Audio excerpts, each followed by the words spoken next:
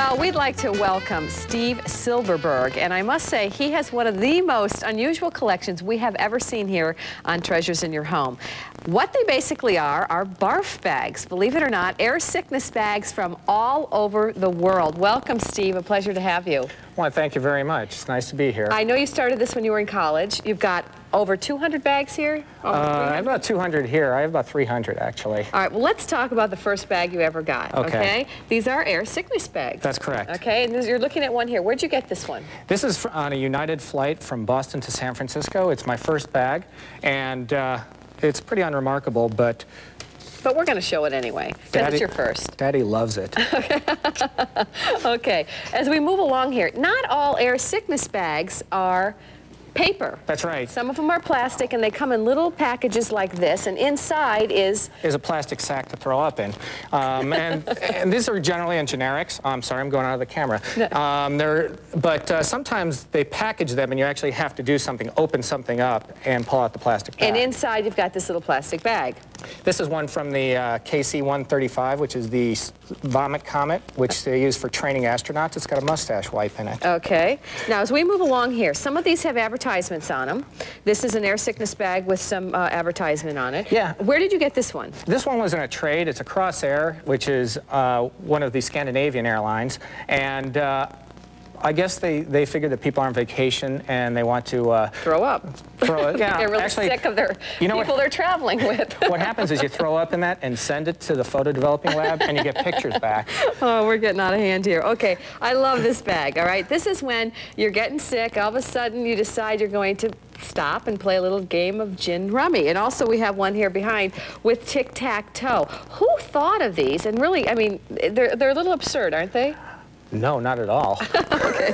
All right, as we move along here, we love this. This is a favorite here in the studio because this shows you that first you throw up in the bag when you're on the airplane or the train, and afterwards you just leave it on your seat. Now, where does the person go? Do they jump out a window? Do they run to the bathroom to finish the duty? I don't know. Okay. That's the instruction. The instructions on there say throw up and then leave disappear. The bag. Okay, like this one. Tell me about this one. That's a Fin Aviation bag. That is one of my favorite bags because it doesn't take a lot of description. It's obvious what it does, and it's got a reindeer throwing up. Okay, we're going to quickly move along here because we have others here. You've collected these from all these airlines all over the world. You've also got some from trains and from ships. Here's one with just a beautiful design on it. Yeah, sometimes they decide, hey, let's just go with something aesthetically pleasing. Okay, this one's interesting. This is from a movie, right? Yeah, it's a movie called Cannibal Ferox, and they used it in order to get people into the movie because they wanted to show how violent the film was. And it actually says it's a vomit bag. Yeah, and if you look that could turn people away from the movie, actually.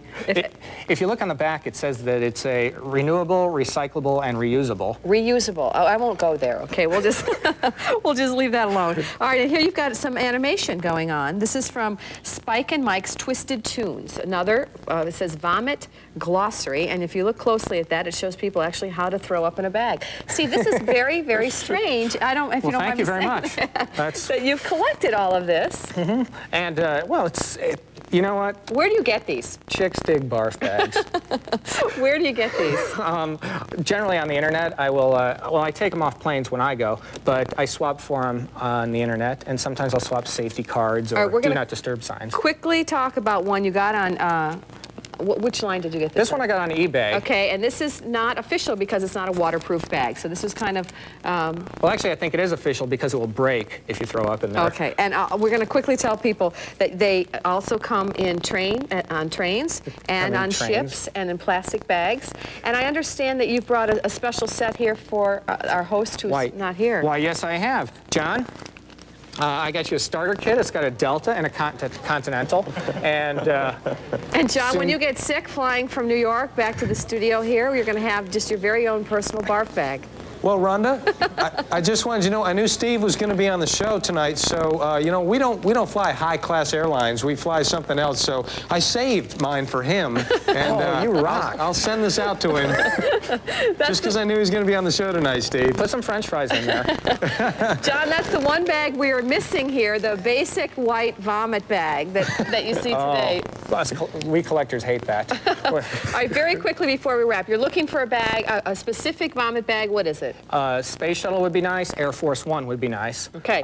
If any of our viewers out there have either one of those bags. President Clinton, you know, when you're on there, just take one for me. If anyone out there has those bags, please let us know through our website. Thank you so much, Steve, for being with us. I'm feeling a little better now. Wow, thank you, Rhonda. Back to you, John. That's a good question. Do they have barf bags on Air Force One? That's a really good question. All right, it is time now to play Time is Money. Now, if you're just tuning in or you missed the first part